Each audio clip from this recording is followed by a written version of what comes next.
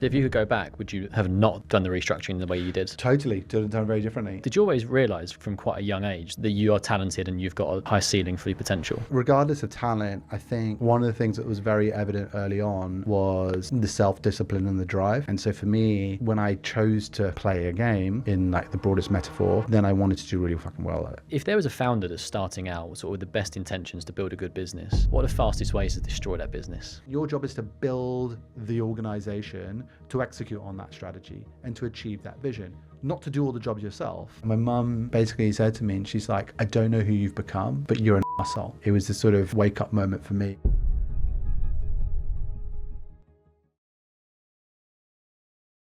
Jordan, welcome to the Ambitious Minds podcast.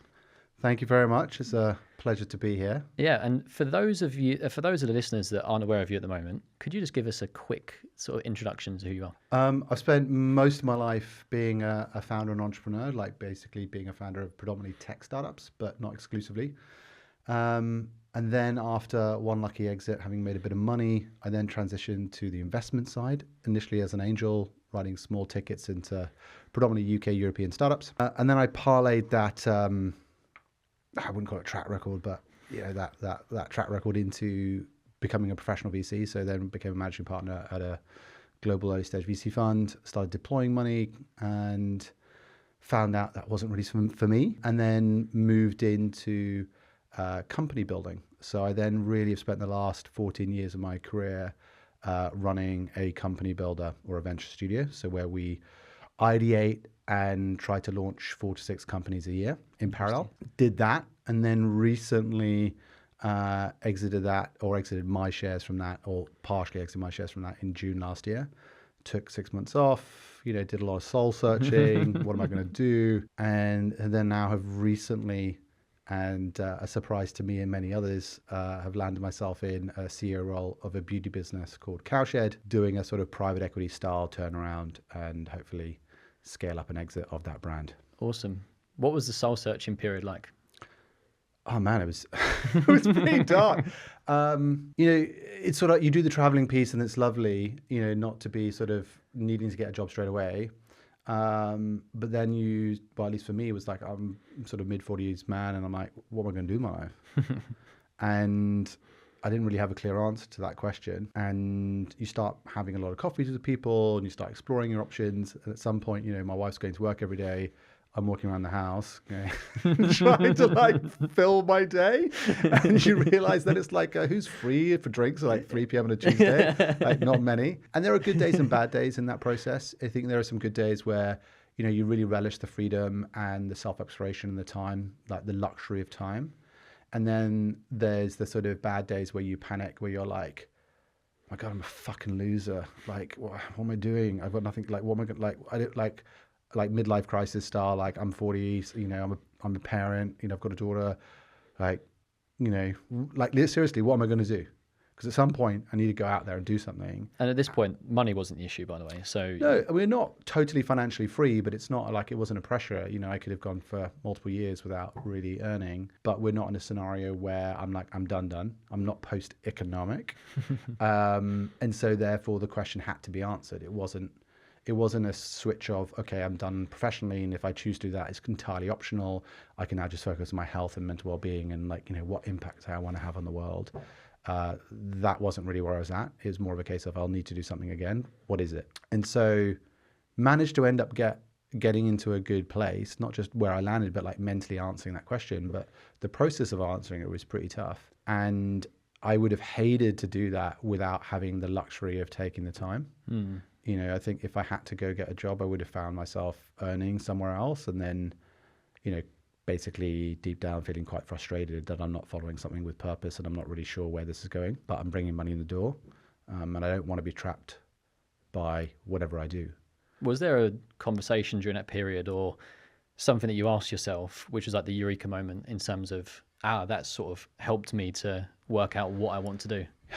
Yeah. There was a couple of conclusions that I came to. I sort of really looked back hard on where I've spent most of my time and really what I've done is I spent most of my life in venture capital, sort of building startups and predominantly sort of VC-backed tech startups, and then investing in that asset class And really, it feels like I've spent my entire career running around with an empty bottle, trying to catch lightning, and just ending up with an empty bottle. And like I've had enough luck to kind of make some money and to be fortunate, but at the same point, I haven't achieved the success that I believe my talent warranted. But at the same point, I didn't hit that sort of like $1 billion business and IPO or exit. That did not happen for me. And then you start saying, do I keep chasing that? Because I'm no longer in my 20s. I'm no longer in my 30s. I've got responsibilities as a father. Do I want to keep playing that game? And I think the epiphany moment for me was I was at a dinner party with a friend who's in a PE fund. And I was like, what fund are you in? He's telling me his fund. I was like, so how many companies in your portfolio? And he's like, I've got 50. And I'm like, oh, it's quite a lot. And then, I just said, I was like, it's really interesting. You've got 50 in portfolio. I was like, well, so, how many of that 50 do you expect to fail? Like, was it like, 5 and 10? And so this moment he looks at me and he's like, what? And I was like, yeah, it's like 5 or 10 of them will fail. And he's like, what do you mean? I'm like, and then I'm sort of repeating myself for the third time, feeling like the dawn of like, I think I'm an idiot. It's just coming. And then this realization of like, okay, what do you mean? He's like, none?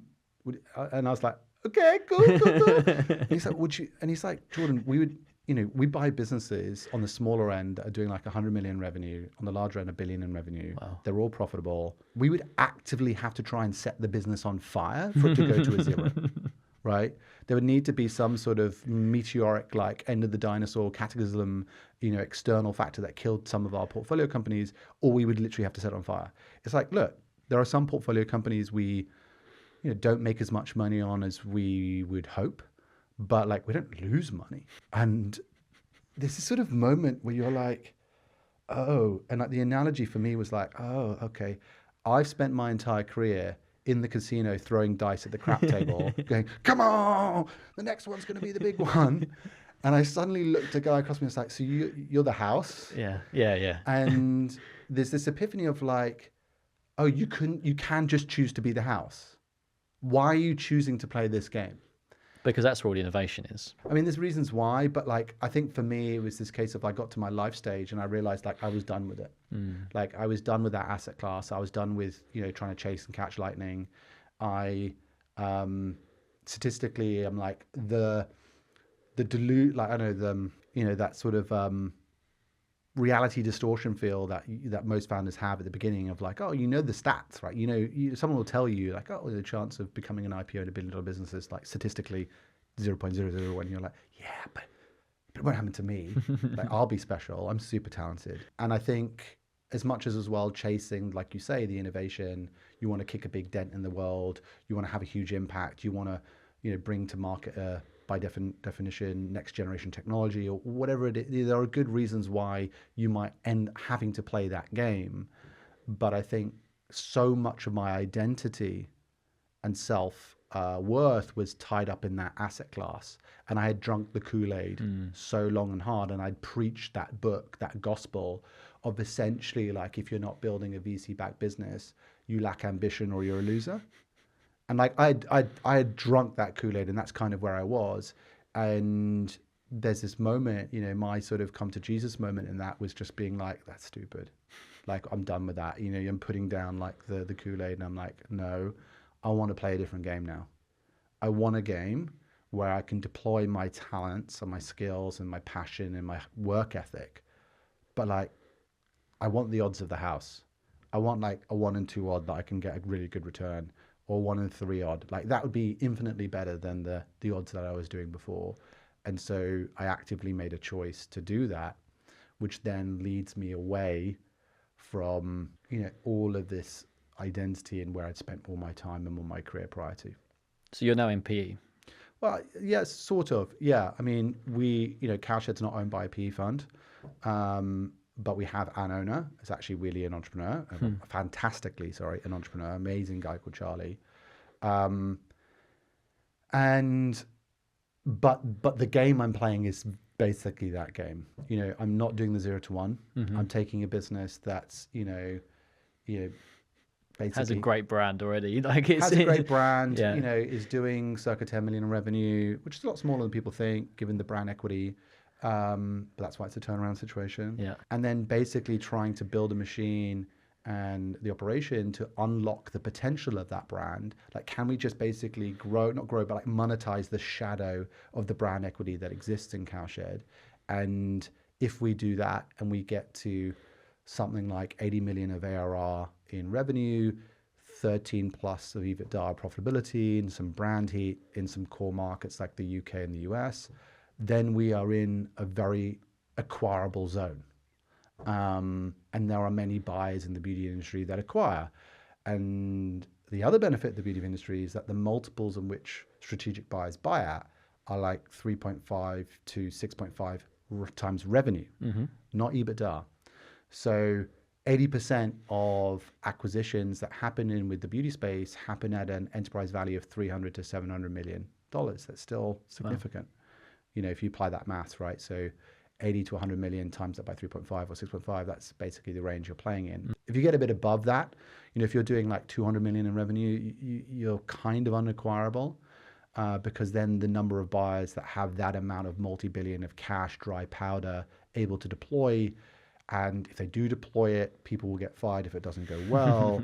And so suddenly the pressure's on. And so you need to then be a transformational acquisition for that acquirer. And look, it does happen. Like, you know, L'Oreal buys Aesop for $2.5 billion, and there are examples of this, but they are relatively few and far between in comparison to that sort of Goldilocks zone of 300 to 700. Interesting.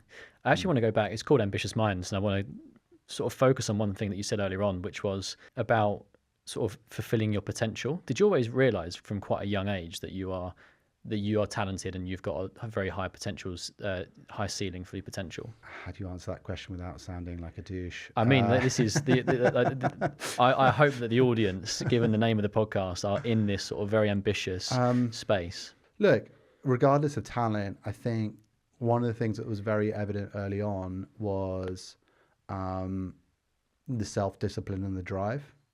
And I think the ambition, you know, the ambition was definitely there, whether, you know, we can be a judgment of whether I'm talented or not. But like, I think the differentiation being, it's like, yeah, while a lot of other people were messing around doing nothing, you know, I was out there doing stuff, and that was just innate. And so for me, when I chose to play a game, in like the broadest metaphor, then I wanted to do really fucking well at it. You know, and then I was willing to put in the hours and the commitment to get that outcome. And yeah, that's kind of how I'm wired. If I don't care about it, like, I'm not competitive in all things. That's not how I'm wired. But like, if I make a conscious choice of, right, I'm in it, then yeah, I'm not messing around. And the level of effort that I'm willing to put in and the grind is more than most. Interesting. And more than most that you see as well. Like when you're in these meetings, when you're, you know, working with people, do you think that your level is so much higher than them in terms of discipline, in terms of output? I would say, yeah. Yeah. I mean, look, there are, you know, I think that, you know, founders people who end up become founders, you know, it's a cliche and a cliche for a reason. You end up being obsessed by your business. And, you know, a lot of them struggle with work-life balance. They're like, what is work-life balance? Does it exist? I think it's a myth. But at the same point, it's not because they really want it. They don't know they don't know the off switch. It's like, I'm trying to build this thing. It is really hard to do, and I want it to be successful. And I think deep down, at least for me, is I didn't want to be the reason why it failed. Interesting. You know, it's going back, but it's true. with an ex-co-founder of mine, we even incorporated a company and called Make It Fail Limited because the promise we made to each other when we started that business was like, we are not going to be the weak points. We're going to give it our all. And look, the business might fail. It might not succeed, but we're going to make it fail, or we're going to make it succeed, but we're not going to fail it. And I think that's a common mindset with founders, but I think founders are rare beasts. You, on the call that we had before this, you were talking about the sort of the realities of entrepreneurship and starting a business, and almost like wanting to talk about how challenging it is. Oh. Talk to me about that. I think, you know, it's like, I think the biggest misconception with entrepreneurism is how bloody and brutal it is. Like, I think the misconception is it's glorious and how amazing. And, you know, I think there's this sort of like pink neon firework, bubblegum, I don't know, marketing that gets portrayed around this route. And don't get me wrong, some amazing things have been done by amazing entrepreneurs. And look, hey, I'm in it and I love it. And I'm like all in. I preach about it. But like what we don't really talk about, and is not talked about often enough, is what are the costs to it. Because no one, you know, even if you're hugely successful, they'll talk about, oh, you know, this founder built this company, made X amount of money. That's typically how it simplifies down to. And if it's a big brand in the consumer world, everyone knows it, and it comes with the sort of the kiosk or the ego that comes with that awareness, and everyone's sort of impressed by that. But no one talks about what does it take to make that happen. And more importantly, there are many, many, many more that gave the same amount of effort but didn't get that outcome. So this is survivorship bias. So we hear the stories of the people that have got there, not the stories of the people that failed. So I'll be brutally honest. Like, you know, what has entrepreneurship taken from me, or what have I given up to that path, that way of life? I've lost many relationships. I no longer talk to my best man. We were in business together. I ended up having to let him go, and our relationship didn't survive that. And that plagues me every single month. That relationship did not survive that. And that's a cost of doing business, because I put the business first. And there have been many romantic relationships that have not survived this way of life. And there are a few I look back on and I think, you know, what if? You know, amazing people with amazing love. And my response at the time was, you're getting in the way of me doing this. Like, cut, bye. And the cost to your other friendships, but also in many cases, your mental health, your physical health. There are times when I was running one business where I was doing probably 100 flights a year. And wow. I mean, and also international flights, and as in like long haul as well. I was running in business in Asia while also having some clients in the US, a lot of mainland European work. And you just fell into this, like, I mean, it was amazing. Like, we grew this business, and, you know, in 4 years we had a couple of hundred FTEs. We had offices in in 4 countries, and it was kind of like a rocket ship, and things were working. And that just ended up being a shit ton of travel. And you just kind of accepted it. Like, it was what's the business needed. But then, you know, I basically had 2 breakdowns in that period where not only was I the fattest I've ever been, didn't get any sleep, I was medicating with caffeine the whole time, I was drinking way too much alcohol, and, you know, I was in an airport every single week of the year and thinking that's normal. And, you know, that's not healthy, and it was not sustainable. Like, there was 2 particular trips, but one happened. It was like, I think it was like literally November, and it was kind of serendipitous that it was in November, because I went out and I did a week. I flew from London. I did a week in like KL in Malaysia, followed by a week in Miami. Then I went from Miami to Taipei, did a week in Taipei, and then came back to London. So 3 weeks on the road, but like time zones opposite end of the planet, and then back to London. I could barely speak after I came back from that. And essentially I just broke down. And, you know, what people don't talk about, even when you think you're surviving, but when you're in that state of like, I mean, even lesser trips where you're like basically chronically tired and all of these things, you're drinking too much booze, you're not exercising as much as you should, or you're not exercising at all this stuff. Not only is your health and your mental health being impacted, but like, you're not a nice human being. And so the knock-on effect is that you end up treating your staff, well, I ended up basically being really curt with a lot of my staff. So if they didn't give me the work that I wanted at the quality I wanted, like, fuck me, I had fury. You've got less patience, right? Yeah, massive less patience. And I wasn't able to meet employees that had on an empathetic level when they were going through private stuff in their private lives. And, you know, and so, you know, was I a good leader? Was I a good boss to work for? Like, no, like, it was painful for people. And so, and I'm not unaware of that. Like, yes, I ignored it at the time, but, you know, I was surviving. And so, you know, I had that sort of basically breakdown. And because it was close enough to Christmas, I then rolled into like just taking some time off. But the reason why I rolled into taking some time off is because my co-founders were like, you need to take some time off. Like, we're cutting access. Yeah, So, you're being you an know, arsehole. basically, you when you get the intervention, Yeah, you know, and there are so many other aspects of this. Like, you know, we talk about it like with some sort of a humble brag, but like, I spent most of my career like horrendously poor because you're pumping everything into the business, or like, you know, it hasn't worked out. And unfortunately, with a lot of entrepreneurship stuff, it's typically a 0 or a 1. Like, you know, it either really works or it's a 0. Now, there were some businesses where cash cows, and I took some money out. In hindsight, I didn't take enough money out. But yeah, like, there is a massive toll to this about your relationships, your friendships, your mental health, your physical health. And it's weird because people say to me, you know, how did you get, you know, my wife looks at me and she's like, oh my God, you're so resilient. But it's also like, I've had to build these defense mechanisms, which we sort of joke about, but like annoy her, but like are non-negotiable for me, in the sense that I've become quite robotic, which is what I've learned over the years is, in order to stay sane or stay productive. Actually, it's not about staying productive at work is kind of what drove it, was like, I don't mess around with my sleep, with my, how I eat and my exercise. And so like, she'd be like, oh, can you skip the, you know, can you do this? It's like, oh no, that's the day I go to the gym in the morning.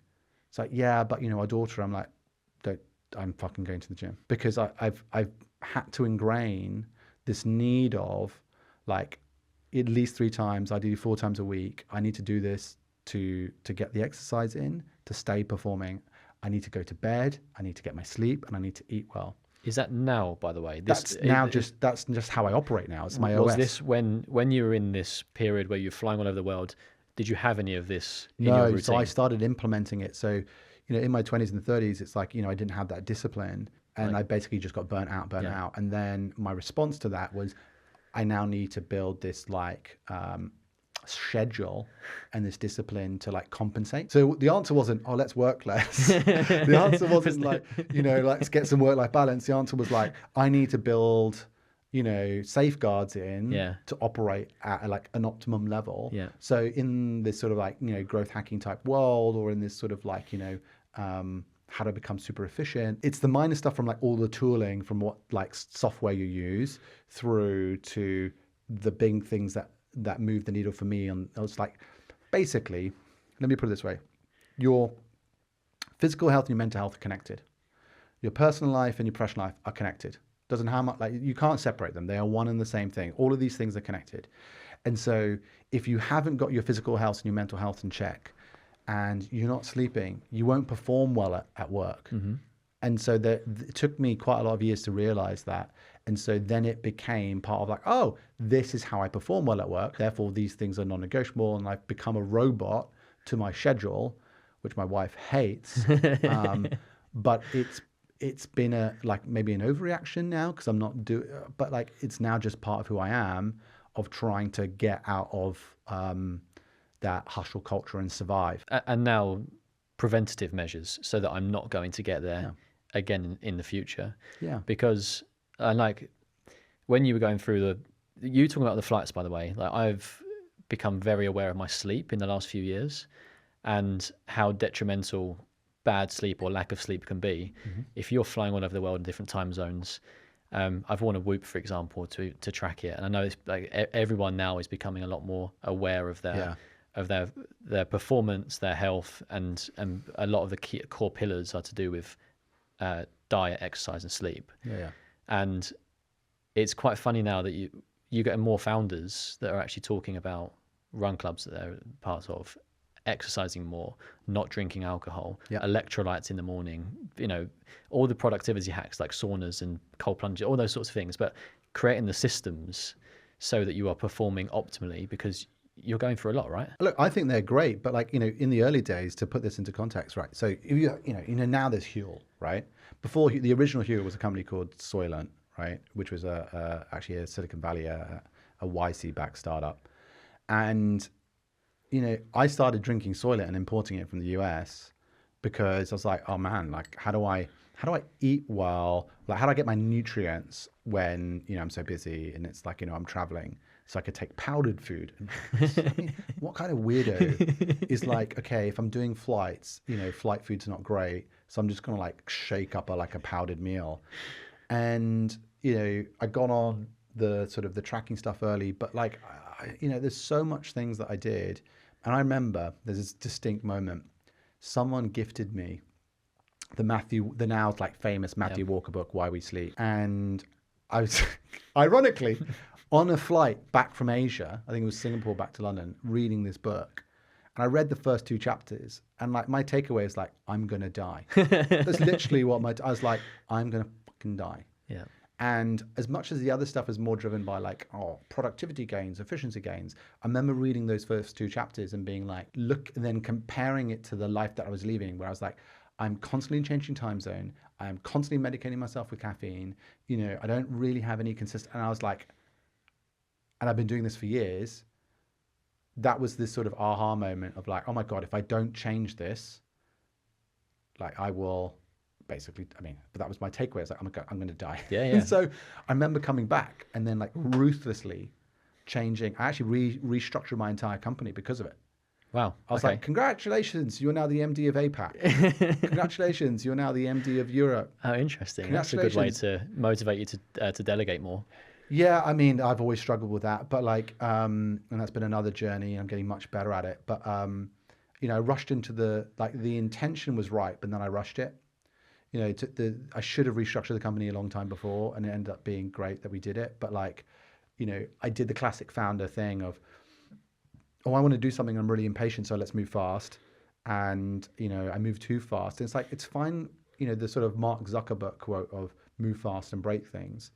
Two comments on that. One, I love that as a value, he baked in the trade-off implicit with move fast. So instead of just saying, we want to move fast or speed or, agility, it's the fact that he's in that company value, he baked in the explicit trade-off that comes with moving fast, which is like, you're going to break shit. But secondly, it's like move fast and break stuff is okay with software. It's not okay with humans. No. And the reality is any company is just a collection of human beings, and it's like one big mess of people. And, restructuring people's titles, roles, like, oh my God, the knock-on effects. And, I was a bit naive to that and I wasn't respectful of that. And, we paid the price financially as a result of rushing that sort of transformation and that reorg. Can you just tell me, just actually drill into that a little bit more? Because I don't know, what was the cost was it that you were promoting some people and then some people were leaving? Like what was that? What was the cost? So look, some people left, some people we fired because we sort of changed the rules on them and then gave them 2 weeks to like perform at a different rate. Or we didn't give them the sufficient time to kind of churn it around. And it was like, it's like you turn up and it's like, okay, this is the job I've turned up. Yeah, you're not doing that job anymore. You're doing a completely different job. And I've watched you for 2 months now and you're not doing very well, so you're fired. So, there's to put it bluntly, there's a real cost in people leaving. There's a real cost in having to hire and replace people that you fired. Mm-hmm. So like the switching cost, the replacement cost is massive when it comes to people. Like you got notice periods, you got to hire people. If you're using headhunters, you got to pay fee. And there's the knock-on effect to everyone else in that organization, where if people don't have job security or if people don't have clear leadership and direction and they're worried about these changes, guess what? They're not productive. And then morale comes down, culture gets eroded. It turns into a bit of a dog-eat-dog world, or like this huge amount of uncertainty and people don't know how to make decisions anymore. And if you have clients and clients are trying to contact people, who do they go to? And like any of these changes, if you do it quickly, there's also a ripple effect, because if you do it as we did it, not with all people, but there's a few people who see it as like a Game of Thrones event of like, shit, things changing. It's a power grab moment. Interesting, yeah. And I wouldn't say many people did that, but some people do that, right? And it's like kind of understandable why they would do that. It's like you're allowing the situation or this opportunity to, in theory, propagate.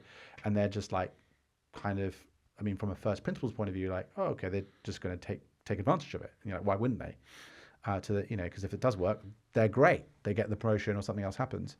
And so there's a ripple effect through all of that. And ultimately it does come down to like hard costs of like changing people out and moving people, but also longer lag costs of like the performance of the business goes down, sales don't close, clients get upset, and then all of the additional cost of having to rebuild culture and rebuild morale and address concerns. You just end up spending a lot more time talking to people instead of just doing the job, right?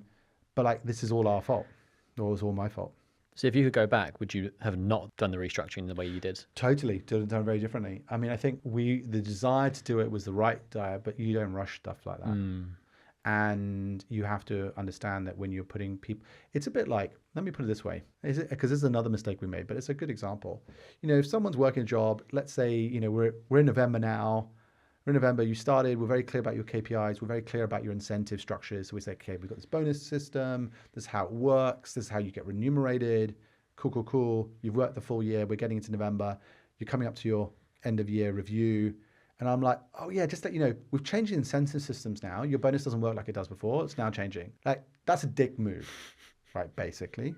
And understandably, you'd be like, whoa, what the fuck? So if you want to change people's incentives, and what you're going to measure them on, that you like from A to B, doesn't matter what it is, but from A to B, you need to give them forewarning and you need to give them time to adjust. That's only the fair and the right thing to do. And so that's just one small, simple example of like founder desire. I want this happen. Let's do it now. To the reality of you've got a couple hundred employees or even 20 employees. It's like they're still humans. And in order to do some human-based processes, the fastest you can do them and still be respectful and get good outcomes is a certain pace. And you have to go at that pace. And if you disrespect that pace, pay the price.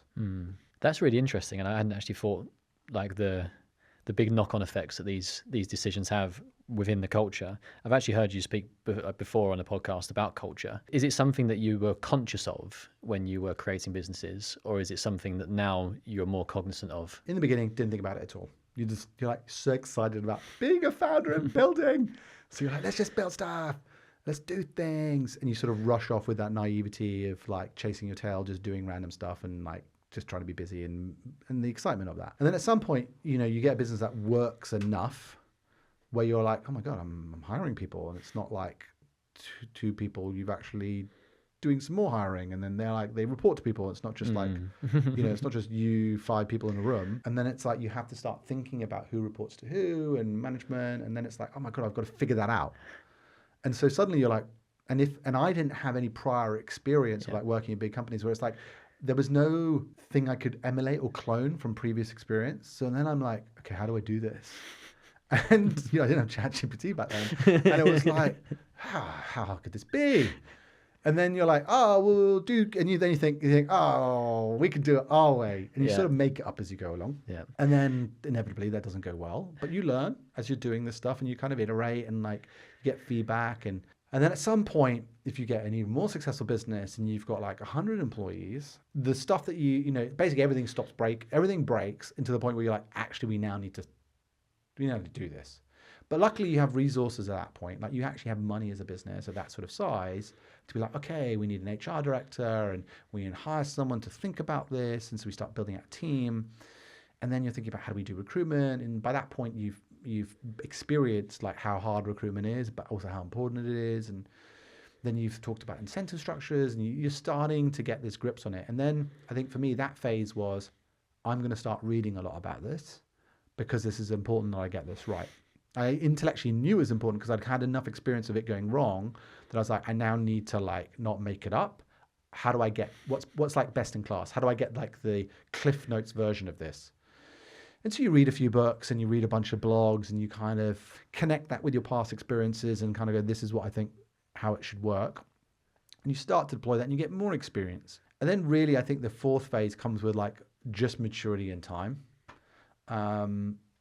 Because even then you're thinking about it, it's still the first thing to drop off your to-do list. Does that make sense? So it's like you're thinking about it, you're reading about it, it's sort of important, but actually you're still trying to grow the business, growing, and you're like, oh, just make some money, let's just do. And so you naturally gravitate to the things that you're good at. Bingo. Bingo. And then you kind of think typically it's like, oh, you've hired an HR director, they will deal with it. And then you sort of check out. And then like inevitably it doesn't work that well. And so that's sort of that period. And then at some point you get to the more mature period where you know a lot because it's a combination of you've made a ton of mistakes, you've seen enough stuff over enough period of time, and you've done the reading. And you've then built systems where, now as a CEO, it's like, that is one of the most important things that I do. But, and here's the big difference, that means I need to do it and I need to stop doing the other stuff that I used to be busy with, right? And so now I have a very different shape of my Monday to Sunday of what blocks I put in it, because I'm much more cognizant and disciplined about this is the stuff only I can do, and I need to stop getting pulled in by the other stuff. That didn't happen in the early days because I didn't have the discipline, because I built, when you built everything, when there's nobody, you did everything. And so you can easily find yourself in the stuff you're good at and you think you're really good at it and there's no one else that's better than you. And oh, by the way, you're the founder and you want to do it, so I'm going to keep doing it. But then there's this difference of stop being a child and realizing you might have held the CEO title for years, but at some point you actually need to be the CEO. And this is where you have this maturity and this sort of penny drops of what actually is the role, what is a good CEO? Genuinely, what is a professional CEO look like for a business of this size doing this thing? And that's when you start coming down to the truisms of look, the role of the CEO is to set the vision, backtrack that into an actionable strategy. And by the way, this is an important point. It's a slight tangent, but it really, it's one of my sticklers. A strategy, by definition, has three components. What do you want to achieve? By what time frame? Using what resource? If you don't have those three things, X output, Y time frame, Z resource, ain't a strategy. So don't come to me. Just a little rant. So there's this piece where it's you set the vision, you set an actionable strategy, and then your job is to build the organization to execute on that strategy and to achieve that vision. Not to do all the jobs yourself, but as part of building that organization, what does that really mean? You are still the arbiter predominantly of hiring and firing. So recruitment is freaking critical. And that doesn't mean you hire every single individual. You need to trust people beneath you to do that. But your job is to make sure the systems within the organization of how the company thinks about and executes recruitment is best class. And you don't just give it to someone with little experience and be like, hire someone and they kind of fudge it, because the company deserves better. And so your job is to make sure the recruitment function and the standards are set and maintained and policed. Your job is to think about culture and making sure that that is a living and breathing thing. It's not just an offsite that happens once a year. I mean, look, offsites can be really, really effective, but it's really thinking hard about that. And then it's holding people accountable to the targets that you've set. And it's policing bad behaviors that aren't on culture and making sure that they are policed. So you don't get this disconnect between the lip service of some words and then the behavior of what happens. You need to train the tribe of the company to basically recognize what behaviors allow you to sit beside the fire and have shelter, and to join as part of the tribe, and what behaviors get you gone out beside the fire and you need to fend for yourself out in the wild. I love this idea that as a founder, what takes you from A to B is not necessarily the same skill set that takes you from B to C or B to D. And you've obviously started businesses and you've grown and evolved with them into the positions of CEO. Was that hard? Was that you've obviously discussed there about how you had to figure it out as you went along, but were there any moments when you were I don't actually know if I'm cut out for the CEO role? I was a good founder and going out and building this, but I'm not too sure. How many staff did you have at this peak? In my largest company, probably, I don't know, 250. So you've gone from a business, you started it. Yeah. And then now you've got 250 people. Now the skill sets required massively different from the start and the end are completely different, right? Yeah. The skill sets are completely different. And so this is the thing. So really good founders know when to bow out of the race of certain roles. I mean, typically the most obvious example is when they sit there and say, okay, I'm no longer the best person to be the CEO. Yeah. I need to bring in a real CEO to take on the next phase of the company's journey. I've seen some people do that really well, but far too few, sorry. Most people don't have the experience or the humility to know when to bow out. Humility is the word there, isn't it? Yeah. I mean, it's the classic. It's you've got to know your strengths and your weaknesses, But you've also got to know what gives you energy and what drains you. And there's this piece of like, you might be a really quick learner and super talented, but will you be able to learn quick enough for what the business needs? Or actually, is the better outcome to bring in someone who's got that experience? And is that the best outcome for the business? And that's a hard thing to accept. Why? Partly because, again, the press propagates this, the cult of the Zuckerbergs of this world of like, oh my God, I was a founder and then became CEO of one of the largest companies in the world post IPO. The amount of people that go from like founder zero to that are like, there's literally, we can point to the three of them. There's, the Elon, there's literally like 10 of them. But somehow we internalize, or at least a lot of people in the startup community internalize that as that's the path. And if you look at the statistics, if you look at the statistics, that never happens. But when you look at the statistics even more, so I've been on the VC side and deployed money, and like the amount of founders that get replaced are significant. Like most founders who go from zero to like Series A don't make it really to Series B. And is that the VC that makes the decision? Unfortunately so, because it comes back to this point of like, they don't have the humility to bow out. Now you try and coach and mentor them to that realization, and that might be how it happens. And in some cases it's the coaching and mentoring hasn't worked, and a lever is pulled. I could ask you this question, which is something like, if you were to give a founder some advice, I'm actually going to sort of reverse engineer it a bit or sort of go the other way. If there was a founder that's starting out sort of with the best intentions to build a good business, what are the fastest ways to destroy that business? Sorry, say that again? What are the things that person would need to do that would actually destroy the business, as opposed to like all the things that would make it successful? Like what are the must avoids that you see founders making? Oh, so many. Ignoring your customers, customer data. Look, there are things that are always going to be a poison pill. Why that makes it slightly more difficult to answer is there are many ways to skin the cat, right? So I ran a company builder for 14 years, or a version of a company builder for 14 years, and the sole job of the company builder is we're trying to systematize that process of starting startups or starting businesses and getting them to traction, right? We're doing that multiple in parallel. It's literally what we spent our entire lives just trying to like think how we do that and get consistent outcomes, better outcomes than doing it in the wild. That's literally what we're trying to do. And when I look at that, I got very opinionated about the process or the methodology for us. Like, for example, one of the things you debate being a studio founder is like, when do you bring in founders? If you're not building the business yourself, like, do you do the first 9 months, 12 months? Do you then hire a CEO, CTO? Like, when do you do that? What type of talent do you hire? Like common, or do you ingest someone with an idea and then build around them?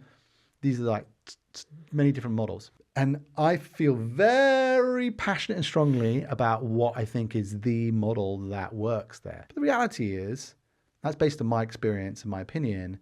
But I look to my left and there is a startup studio that's been hugely financially successful doing the exact opposite. And so the conclusion I came to is, there are many, many different ways to skin the cat. And so there are weird and wonderful things that I've seen, which I've been like, that would never work, yet someone has gone and made money doing that. And I'm like, that's weird.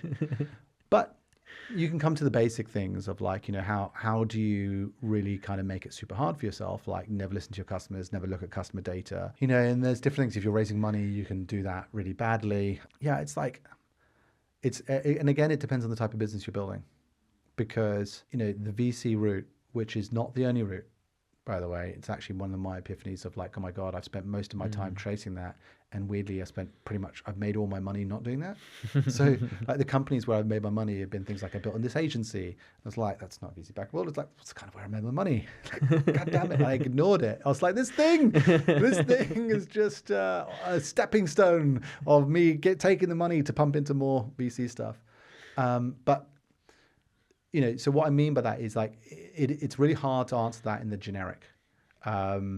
There's obviously like breaking the law, don't break the law, like that stuff. But like, we can kind of joke about it, but some people do that, right? And it's like naughty. But I wouldn't mess around with your taxes. I wouldn't mess around with like your accounting. I wouldn't mess around with the law of the land. I also think that, you're always doing business with other people and you need to treat people as you wish to be treated. And there are people who are very termistic in their, it's like people who are like, oh yeah, well, I always pay my suppliers late because it gives me extra money. And it's like, just, that's a dick move. But I know some people who are like that, right? And I just don't think that ultimately that will work. Partly because I hope it doesn't. Yeah. Like partly my hope is like there's karma that will come around and pin that. But it's hard to answer that question in the generic because it really depends on what you're building. It's when people ask me like, oh, how do you know if you've got something like product market fit? Well, it's like, well, what business are you building? And then I can answer that question more specifically. What were the businesses that you were building? Were they like down one particular route?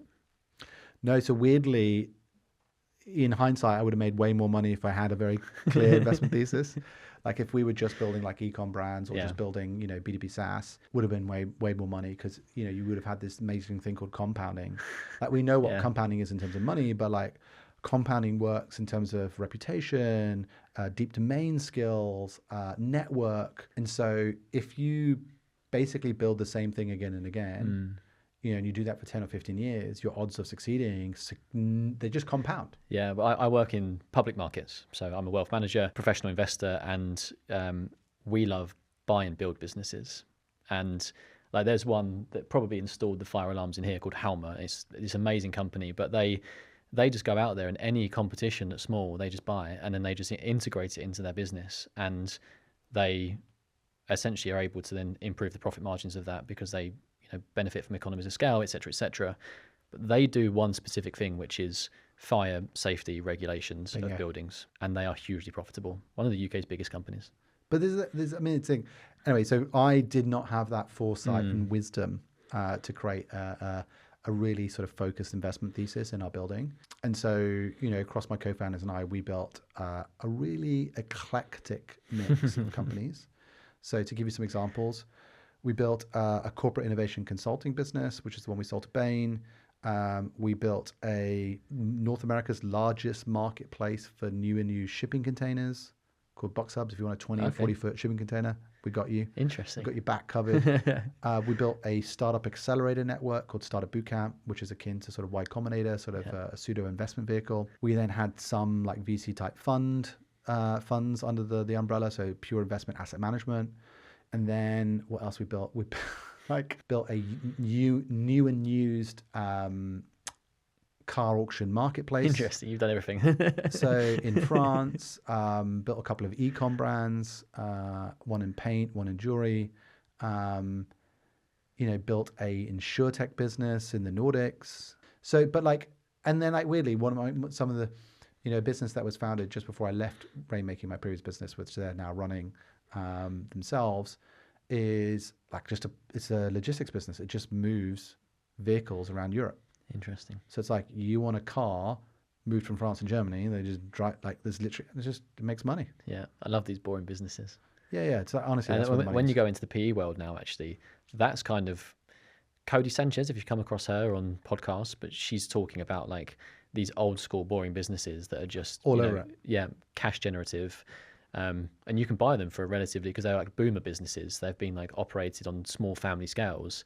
You can go in and buy them because they're looking to retire, and then just build them up, integrate new software into them, for example, make the process a lot easier for people to find you and to the experience of buying from you. It's literally what that business done. Yeah. It was like, okay, how do you take a business where everyone's asleep at the wheel and the rest of the industry, or excuse the pun, but like, where the rest of the industry is not digitally literate. And it's like they don't know how to acquire customers, using like modern marketing techniques.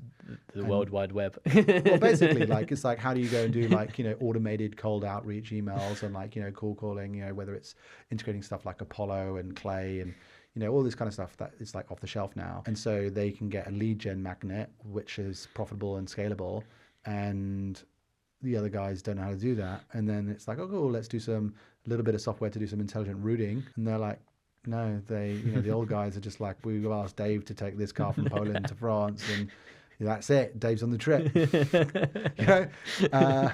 And even then, it's like, can you build software to go get drivers and know where vehicles are and what type of vehicles there are and how many could they load, and like do that at scale and reach out and contact people. Whereas, you go to some of these companies and it's like they've just got people chain smoking with a Rolodex, like a physical paper Rolodex, just calling people up to be like, can you do this job? Can you do this job? Here's the job. And they're like, no. It's like, well, yeah, but they're still making a ton of money and they've existed for like 20, 30 years. And it's like, cool, let's just apply some basic tech and we're going to get, a real competitive edge and there's alpha to be had in doing that. So you do it, so CEO of Cowshed, Yeah. but you're also a private investor on the side in doing this. So I'm still a shareholder in Rainmaking, my previous business, Okay. and I still through that have equity in a lot of startups that we've invested in as well. So this is businesses that are within the Rainmaking group that I'm still, a director of and a shareholder of, but I'm no longer operational day to day. Okay. I've got an investment portfolio, partly through that and in personal investments that I've made, but I'm no longer actively investing. So, when people come to me now and they say, oh, do you want to invest in a startup? I'm like, I'm done. I'm done with that asset class, basically. What's your favorite asset class now? Is it PE or is it like, do you do public market investing I do. as well? I mean, for my own money. So like from a wealth standpoint, it's like when I make cash and I get liquid cash, I put it in public markets. Yeah. I'm like an index fund guy. Yeah. I love that stuff. Low fees, a little bit of distribution, set it and forget it. Yeah. And basically ride the S&P 500 essentially, or the Vanguard Global. Like, I'm all over that stuff. Yeah. And but it's also a reaction to my entire wealth historically has not even been like a barbell. It's been like a T-shaped. Well, I wouldn't say T, it's more like an I.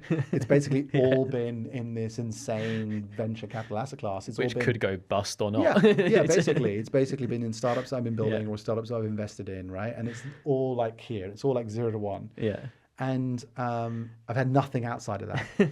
And suddenly it's like, okay, I've got some liquidity moments, I've got some money, and now I'm just trying to stuff as much cash I can into like a sensible pseudo set it and forget it. And the amount of joy it brings me, I don't get worried when markets go up and down. Like that doesn't worry me.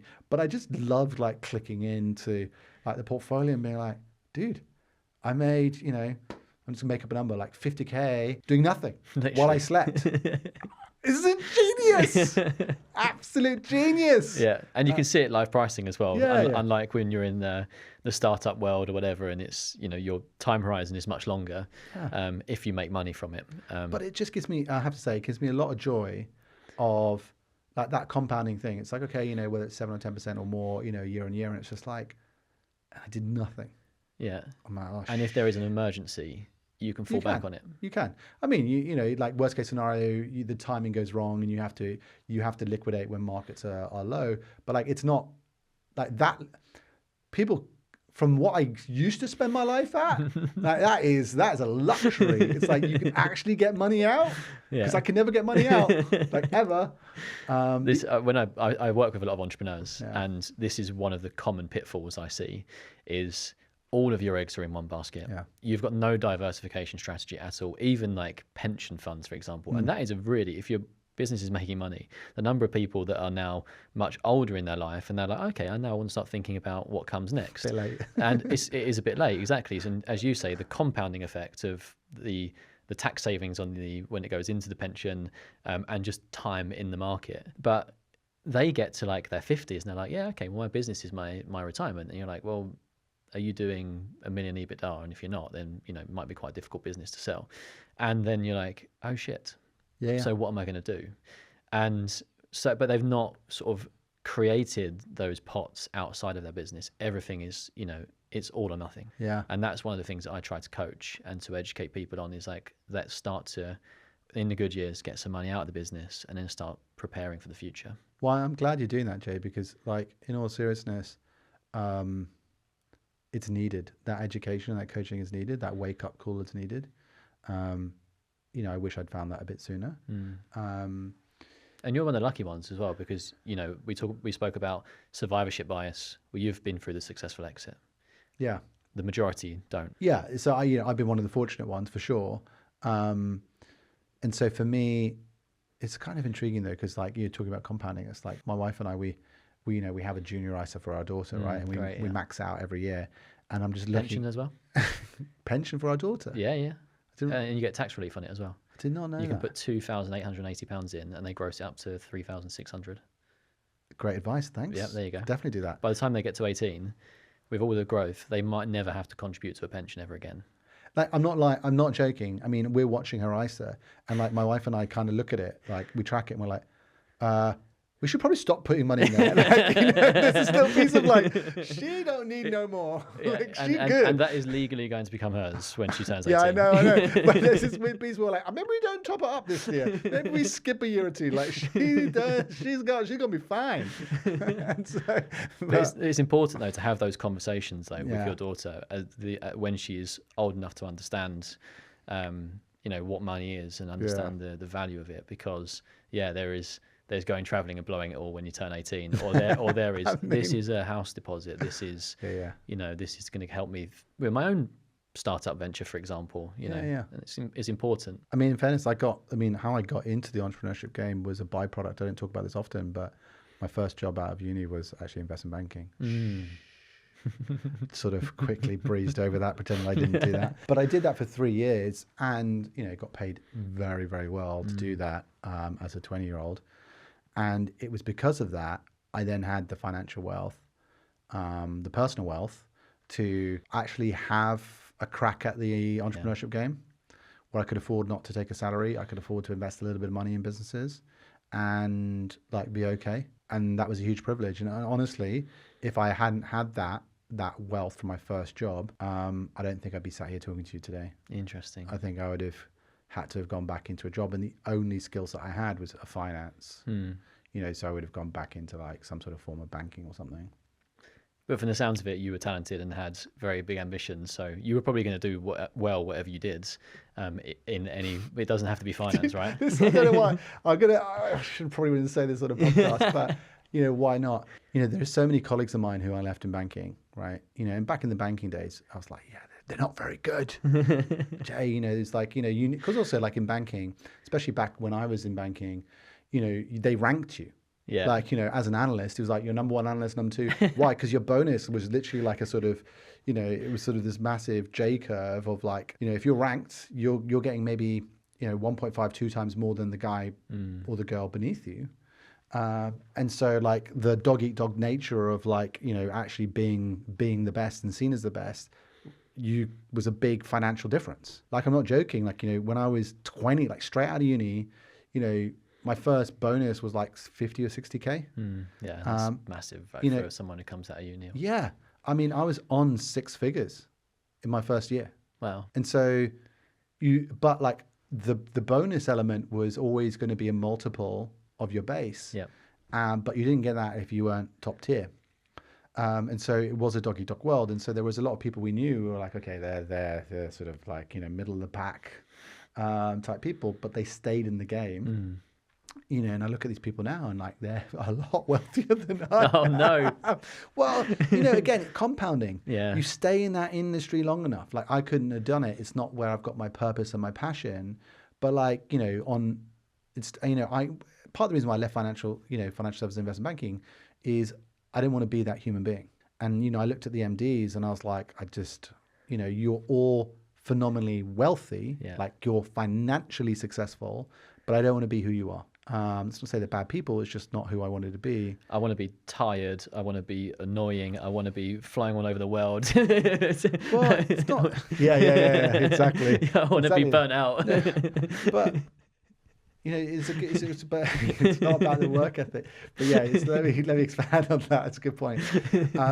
It's, how do I describe it? It's like there was a cliche, and it's a cliche reason, like banker wanker, and I started my career, and the only people I hang out with were people in that industry, because we were working we were working every hour of every day.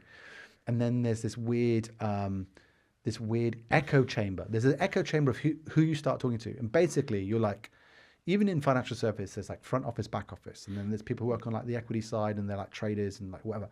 And then there's like I did M&A and corporate finance. And like in my world, in my little echo chamber of like 12 people, how the way we talked about everyone else was a fucking peasant. Everyone else was poor. Everyone else was like an idiot. Like, we were the elite. We were the best of the best. We thought we were fucking maverick renegades, or like Top Gun, and this echo chamber of self-reinforcement of just talking like this. and realizing you go out into the real world of human beings, no wonder everyone thinks like you're a dick. Yeah. Because you are a dick. Yeah. But like in that locker room banter of the office and the way you then view the world, like I remember being in that world and literally the only thing that mattered was material gain. Yeah. It was like, oh, what you got? You know, where's your suit from? And you know, this thing to sort of justify why we're doing it, but it is so it's so vacuous and evil, but also so veneer. There's no substance to it. You know, I was at a Christmas party. I was at a Christmas dinner with my parents and my brother, and I was saying something, being like my banker self, and I made my mother cry at the Christmas dinner table. Wow. And she started bursting out into tears, and I was like, "Well, why are you crying? Like, stop being so emotional." Like, so I probably said it literally. It was like that's the type of person I was at the time. It's like, why are you being so emotional? Like, you know, stop crying. Like, what's wrong with you? Something like gaslight, something absolutely horrendous, I'm sure. And my mum basically said to me, and she's like, "I don't know who you've become, but you're an arsehole." Wow. And you know, at the time, I put like a brave face on it and was like, "Oh, cool." But that was a big reason why I resigned and I quit. It was this sort of wake up moment for me of how far I've fallen, Yeah. or fallen, you know, gone off the path. And if I keep going down this path, yes, my bank balance will be big, but where does it lead? And that's where I actually have this at the moment where like people say, oh, what industry do you work in? What do you do? I'm like, wealth management, like under my breath. Like it's like there is a certain association to the finance industry that everybody assumes that you are that person. And I like to try and convince people that they're not all like that. It's true, they're not all like that. But you do get people like that. And obviously, as you said, like you can quite easily slip into that as well. But I think the industry has got a very bad reputation, particularly what happened with the financial crisis. Yeah, and I was in it before the financial crisis. Yeah, you're showing your age now. Yeah. My entire career was pre 08. Well, you got out at a good time. Yeah. No, but yeah, I mean, it's weird because like when I was doing M&A, it was like this bull run. I mean, we were doing insane deals at insane valuations, making a ton of money. It was like for the career, like great market timing, nothing to do with me, just luck. But yeah. I'm looking at the time and I want to carry on, but like I've really enjoyed this conversation.